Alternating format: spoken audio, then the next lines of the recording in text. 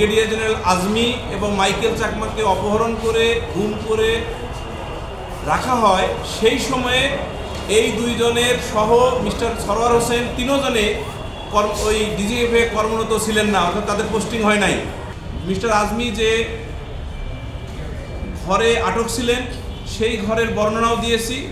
সেখানে 21 feet by 17 fit একটি ঘর, জানালা 5টি, দরজা 2টি, ওয়ার্ড্রোব, আলমিরা, রিডিং টেবিল এবং পরে স্থাপিত এসিও ছিল।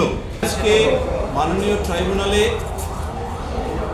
Major general mister Sarwar Hossain, brigadier general mister Tanvir এবং ব্রিগেডিয়ার জেনারেল মিস্টার মাহবুবুর রহমানের পক্ষে আমরা যে ডিসচার্জ পিটিশন শুনানি করেছি, তার মধ্যে 4টে অফেন্সের 3টি অফেন্স প্রসিকিউশনের ম্যাটেরিয়ালস অনুসারে অনুপস্থিত।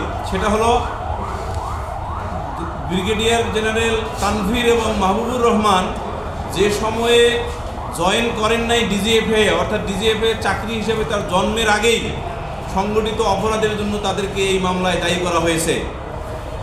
সে কারণে যে সময়ে victim mister brigadier general Azmi এবং মাইকেল চাকমাকে অপহরণ করে গুম করে রাখা হয়, সেই সময়ে এই দুইজনের সহ মিস্টার সরওয়ার হোসেন তিনজনে ওই ডিজিএফে কর্মরত ছিলেন না, অর্থাৎ তাদের পোস্টিং হয় নাই।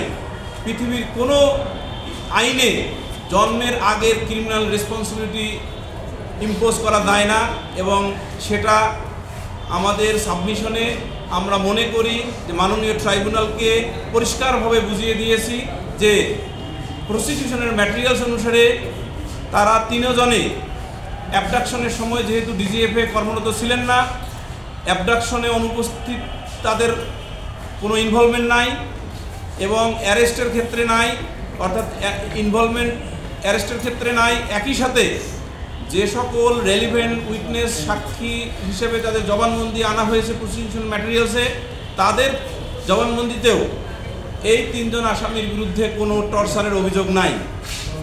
আর একটি বিষয়, সেটা হলো যে আমরা একটি জিনিস দেখিয়েছি, সেটা হলো যে মিস্টার আজমি তদন্ত আদালত, আর্মি, বাংলাদেশ আর্মি ন্যায় বিচারের স্বার্থে একটি তদন্ত আদালত গঠন করে যে তদন্ত রিপোর্ট অনুসারে দায়ী ব্যক্তিদের ব্যবস্থা নিয়েছেন, সেই সকল দায়ী ব্যক্তিদের যে রেকমেন্ডেশন, সেই রেকমেন্ডেশনটা আমরা তুলে ধরেছি। সেখানেও এই তিনজন আসামির কোনো দোষ নাই।